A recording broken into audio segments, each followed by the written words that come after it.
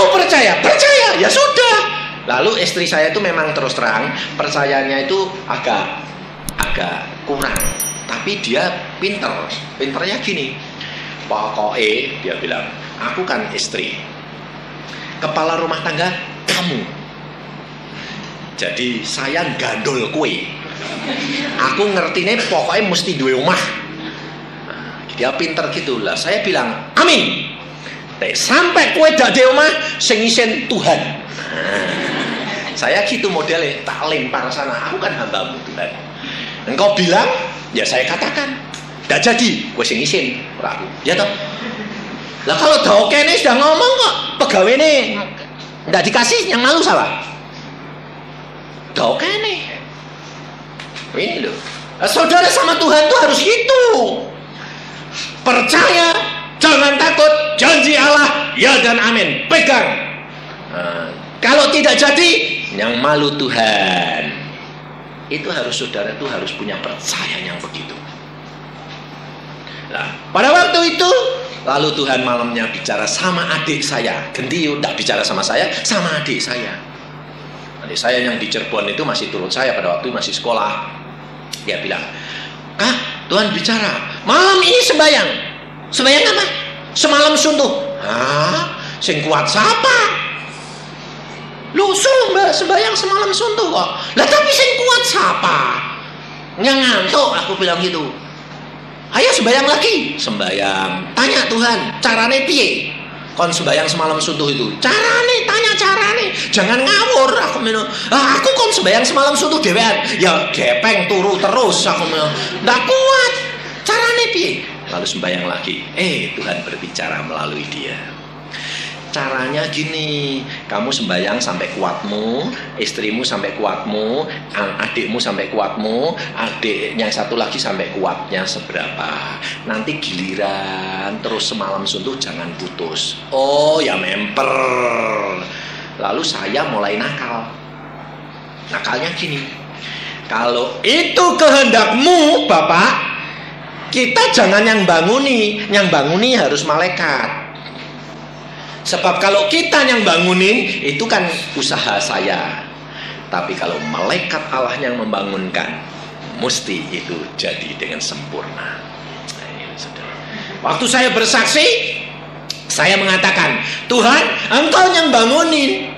Dan ternyata Tuhan mengatakan, iya, nanti aku kirim malaikat untuk bangunin kamu. Nah, itu senang saya. Saya sembahyang 1 jam. Saya tidur, saya tinggal tidur, tidak mau bangunin istri saya. Saya tidur, adik saya di sebelah sana dibangunin. Sembahyang, bagianmu, dia sembahyang. Yang sana habis sembahyang, istri saya dibangunin. Sembahyang, bangun, sana. Mengalami istri saya cerita, ada orang tidak percaya sudah salahmu sendiri. Istri saya itu dibangunin sampai kakinya gini dikili-kili. Lalu saya disikut tak. Kok ngaco orang tidur ngaco piye lah kakiku mbok kili terus sing ngili-ngili siapa? Itu Tuhan kirim malaikat untuk membangunkan kamu. Oh ya, aku jam sembahyang kok tak tinggal tidur, nah belum bagianku kok. Dan sampai jam 5 pagi semuanya rapi. Saudara tahu. Dan apa yang terjadi? Kita sembahyang, Tuhan bekerja di pihak yang lain. Ada suami istri tidak bisa tidur. Kenapa? Gelebakan terus sampai jam 12 malam. Lah, kenapa kau tidak bisa turu? Lah kau tidak bisa turu. Sing istri bilang kau tidak bisa turu. Sing lanang bilang kau tidak bisa turu. Kenapa kau? Iki lho ono suara terus satu tutupi bantal hilang. Ndak hilang. Malah ngomong terus. Ngomong apa? Lu kok podo? Lah aku yo. Ayo, omongnya apa? Kita itu punya simpanan emas kan 2 kilo. Kon bawa ngene Pak Yusuf. Dokter gigi itu loh. Butuh apa toh ndek nene? Kok masih kon gowo mono? Bayangin. Dia tidak pernah saya bicara. Dan saya baru kenal sama dia. Bukan saudara. Dan dia tidak tahu kalau saya itu kontrak rumah. Habis kurang seminggu. Tapi Tapi Tuhan berbicara sendiri, menggerakkan sendiri. Lalu mereka berdua berunding, kalau ini dari Tuhan, ya oke, kita mau lakukan. Tapi kasih tanda, bisa tidur malam ini. Langsung tidur, terus sampai pagi, tidak bangun. Dan suara ini hilang. Dalam nama Tuhan Yesus. Suara hilang. Dia tidur nyenyak blek dua-dua sampai pagi. Bangun, loh kok pules ya turun nih. Loh kan kita sembayangnya minta pules. Wah kayak gitu ya, mesti dari Tuhan. Yuk dibawa, kantongi masih. Pagi-pagi datang ke rumah saya.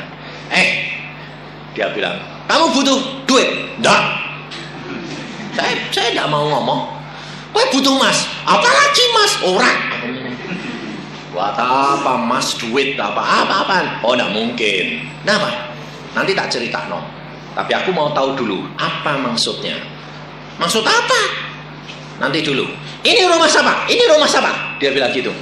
Oh rumah kontrak. Nah, dia bilang itu. Kapan habisnya? Minggu depan. Pantes, saya bilang gitu. Langsung dia bilang pantes. Terus langsung dia ngomong apa? Terus terang, kamu punya duit berapa? Lah saya ya tidak boleh bohong toh.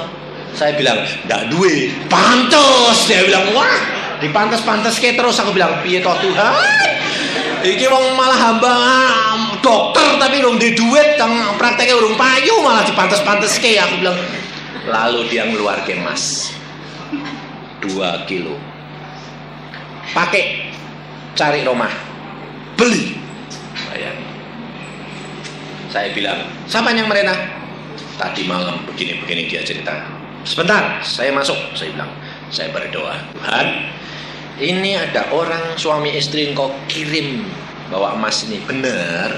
Tuhan mengatakan, aku yang utus, ambil, pada waktunya aku akan ganti dia. Melalui kamu juga, kembalikan. Ini katakan, kamu hanya pinjam sementara. Saya bilang, oke, kamu datang sendiri. Saya tidak pinjam, kamu meminjemi. Betul enggak? Alkitab berkata, jangan kamu pinjam pada seseorang. Betul loh? Jangan kamu utang. Tapi ini kan aku enggak utang loh. Dia teko dhewe ngutangi. Loh. Betul enggak? Aku enggak melanggar. Dia datang sendiri ngutangi. Malah tak kasih kwitansi disobek. Dia bilang, aku tidak ngutangi kamu. Aku datang sendiri memberikan ini. Kalau Tuhan menghendaki, kembalikan. Kalau tidak, tak usah kamu kembalikan. Ya pada waktu itu, saudara tahu, dalam waktu 3,5 tahun, Tuhan berkati dia 20 kilo emas. Dalam waktu 3,5 tahun, 20 kilo emas diberkati Tuhan. Padahal emas itu dia usaha 5 tahun baru bisa mengumpulkan 2 kilo. Tapi setelah itu dia mengumpulkan 3,5 tahun 20 kilo. Dia berkata, luar biasa Allahku. Allahku adalah Allah yang ajaib, bahwa apa yang dia katakan aku lakukan, maka segala perkara itu jadi. Allahku tidak pernah berubah. Dia berkata. Maka pada saat itu saya mengatakan, baik Tuhan, kehendakmu jadi. Dan semuanya dilengkapi oleh Tuhan. Segala perkara ini Tuhan mengatakan apa? Yesus sudah tahu apa yang akan terjadi. Loh, ya toh? Yesus sudah tahu apa yang akan terjadi. Waktunya sudah sampai. Demikian pun Yesus sudah berkata kepada tiap-tiap anaknya, kalau ada sesuatu Yesus sudah tahu, dan dia akan memberitahukan kepadamu melalui Roh Al-Kudus. Tak usah takut. Dan pada waktu itu dia harus kembali. Dan dia sudah melakukan kehendak Bapa. Dia mengasihi akan murid-muridnya seperti yang dikehendaki Bapa. Lalu ini perhatikan, Yesus tahu bahwa Bapaknya telah menyerahkan segala sesuatu kepadanya, bahwa ia datang dari Allah dan kembali kepada Allah. Ini loh saudara, Yesus tahu bahwa Allah menyerahkan kepada siapa? Tuh, kepada siapa? Kepada Yesus pribadi. Segala sesuatu diserahkan oleh Allah Bapa kepada Yesus pribadi. Ada waktunya di mana kita ini saat-saat tertentu diberikan kuasa penuh oleh Yesus.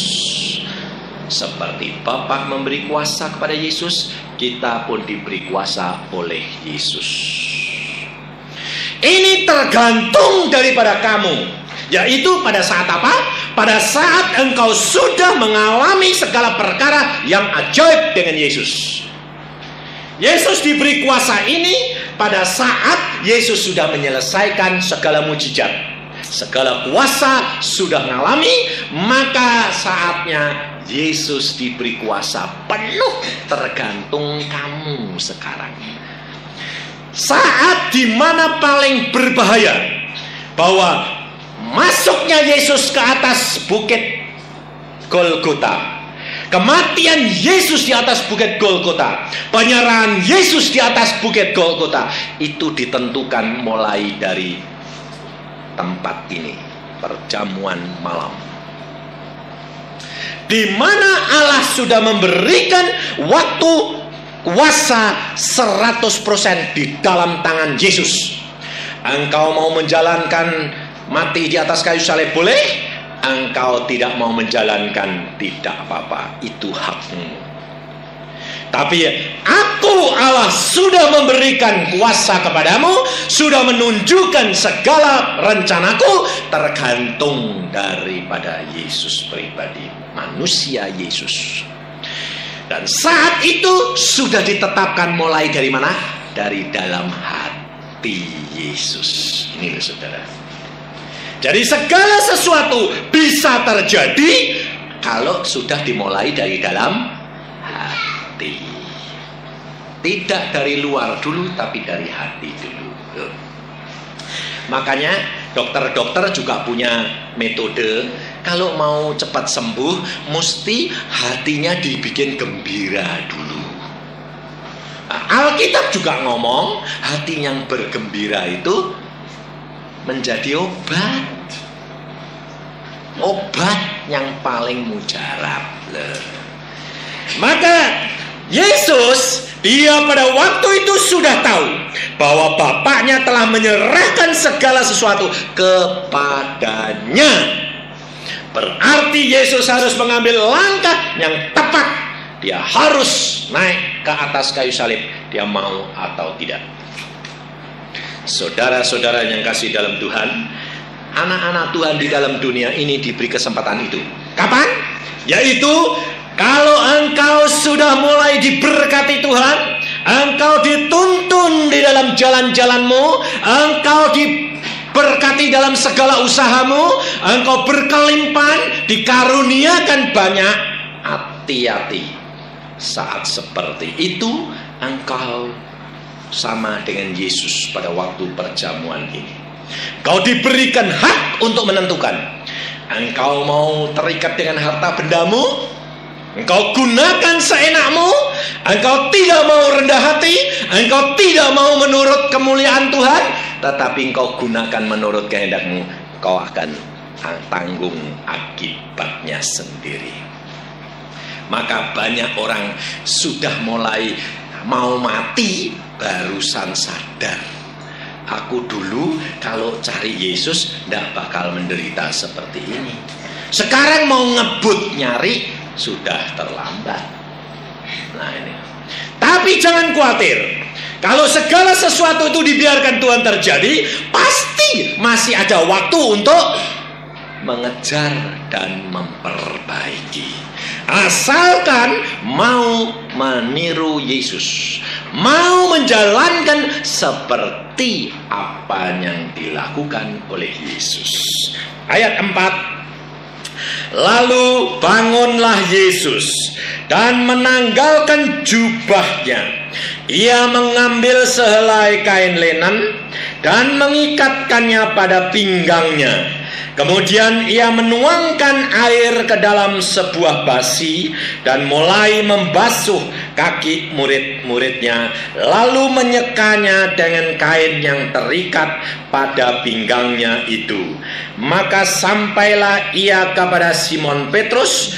Kata Petrus kepadanya, "Tuhan, Engkau hendak membasuh kakiku?" Jawab Yesus kepadanya, "Apa yang kuperbuat engkau tidak tahu sekarang, tetapi engkau akan mengertinya kelak." Kalau kita perhatikan, Yesus ayat 4, lalu Yesus bangunlah dan menanggalkan jubahnya. Yesus sudah tahu dan dia langsung mengambil keputusan. Dia tanggalkan jubahnya. Apa artinya jubah? Dia menanggalkan segala keadaannya sebagai Allah yang berkuasa. Dia sudah diberi kuasa oleh Allah. Dia sekarang suruh memilih. Dia mau pakai terus menjadi pemimpin murid-muridnya, atau dia sudah rela menanggalkan jubahnya. Jubah yang dikaruniakan, kuasa yang dikaruniakan, harta benda yang dikaruniakan, segala kekuasaan yang dikaruniakan. Dia mengambil keputusan, tanggalkan jubahnya. Ini saudara, dia tidak melekat dengan kekuasaannya. Dia tidak melekat dengan apa adanya. Segala perkara dia bisa membuat. Tetapi dia mengambil keputusan menanggalkan jubahnya. Saudara sudah diberkati Tuhan banyak. Saudara sudah diberi kuasa dalam kedudukan. Saudara sudah diberikan tempat di mana engkau dihormati sesama manusia. Tetapi perhatikan, ada saatnya engkau diberikan kebebasan untuk menentukan langkah-langkahmu. Kalau engkau menentukan bahwa engkau menggunakan kuasa itu sebagai milikmu, sebagai alat untuk menekan orang lain, sebagai alat untuk mempertahankan kedudukanmu, ada waktunya di mana engkau akan menyesal. Karena apa yang engkau alami pada satu saat akan lenyap dan engkau harus mempertanggungjawabkan. Dan pada waktu itu kau akan melihat tak banyak orang bisa menolong. Banyak orang kaya raya, pada waktu terjadi perampokan habis-habisan, tidak ada orang menolong. Karena pada waktu dia kaya raya, dia penuh dengan kebencian dan kekejaman. Dia menggunakan kuasa seenaknya. Tapi pada waktu dihabiskan harta bendanya, dia hidup sebagai seorang yang penuh dengan penderitaan.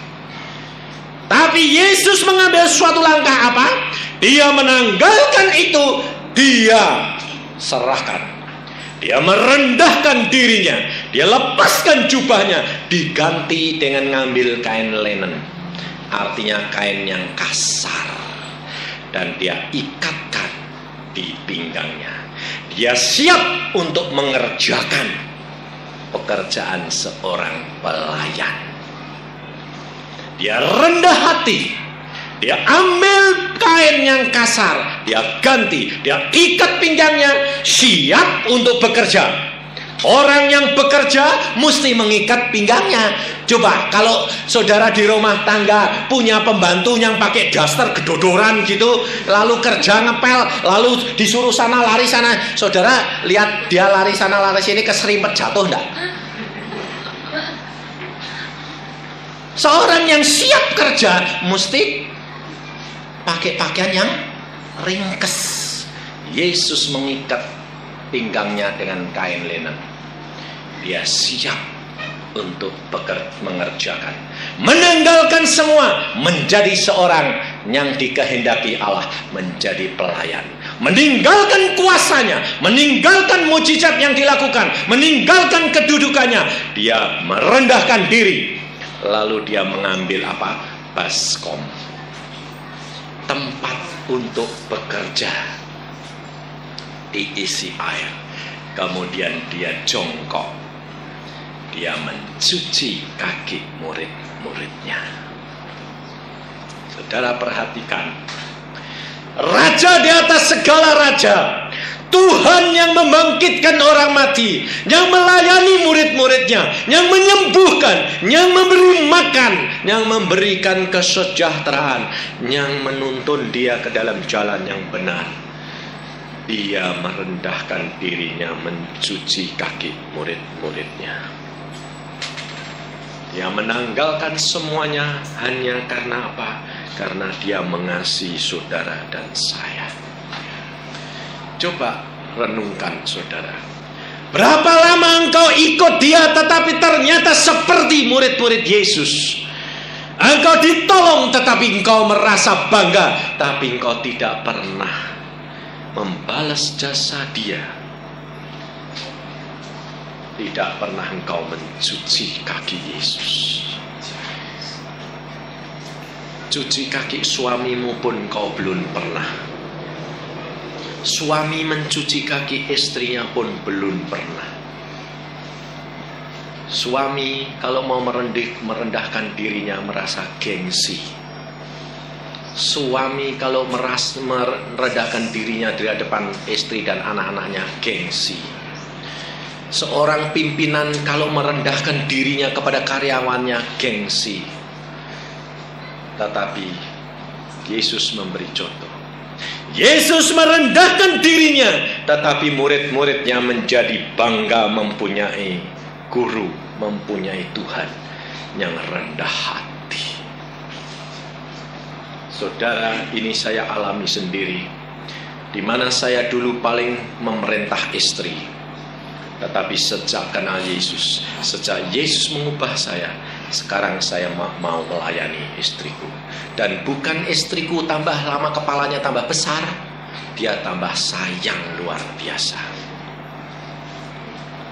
Anak-anak kalau saya salah saya katakan, nak, maaf, apa yang salah? Dia bukan malah kurang ajar, tapi malah menghargai ayahnya. Karena mau tahu keadaan anak-anaknya.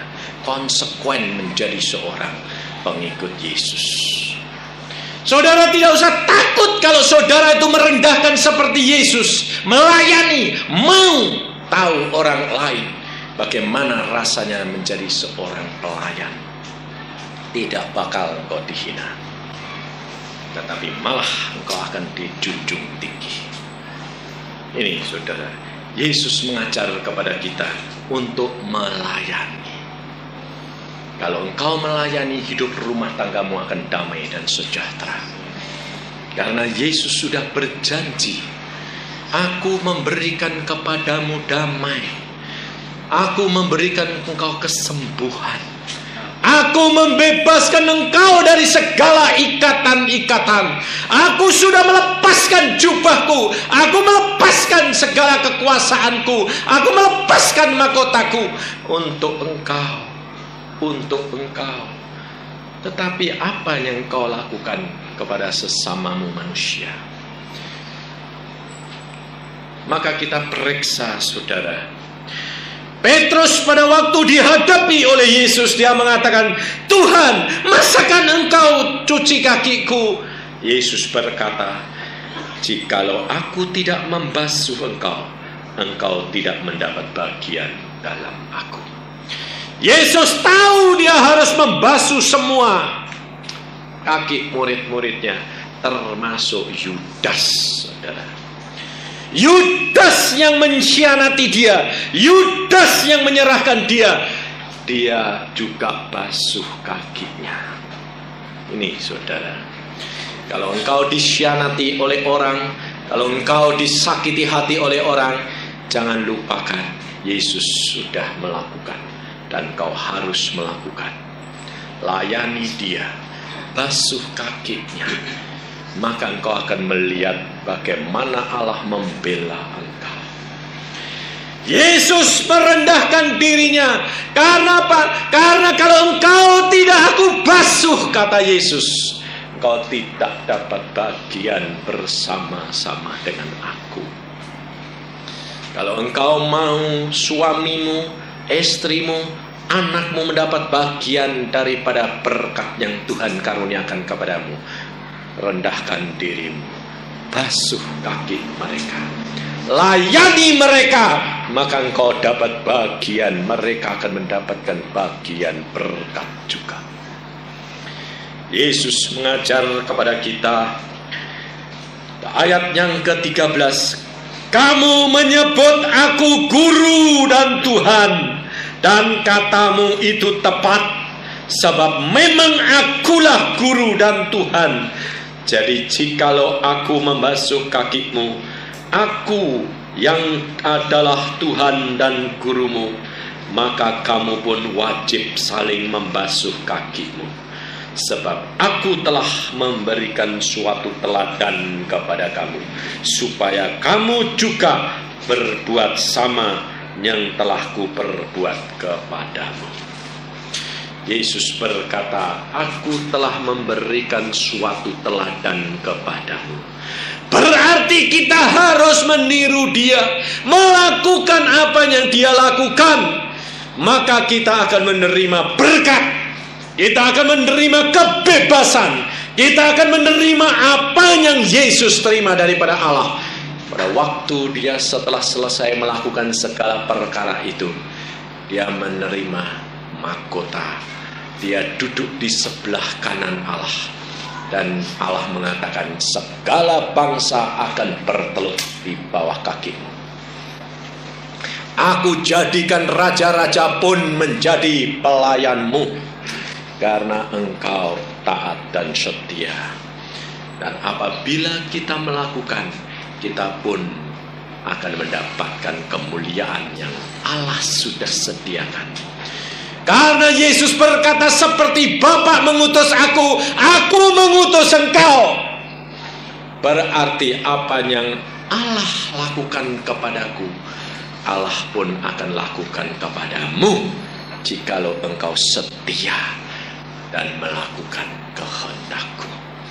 Jikalau engkau mengasihi aku, kata Tuhan Yesus, maka engkau akan melakukan segala perintah-perintahku. Ini saudara, sehingga engkau mengeluarkan buah, dan buahmu itu membawa kemuliaan bagi Bapamu. Amin. Mari kita berdoa. Kita periksa pribadi demi pribadi. Sementara kami sudahkah selama ini menjadi anak-anak Tuhan bertahun-tahun? Sudahkah engkau pernah membaca firman ini dan kamu mengalaminya, dan bahkan engkau menjalankan seperti yang dia jalankan? Sudahkah engkau melayani suamimu seperti Yesus melayani murid-muridnya? Sudahkah engkau melayani anak-anakmu seperti Yesus melayani murid-muridnya?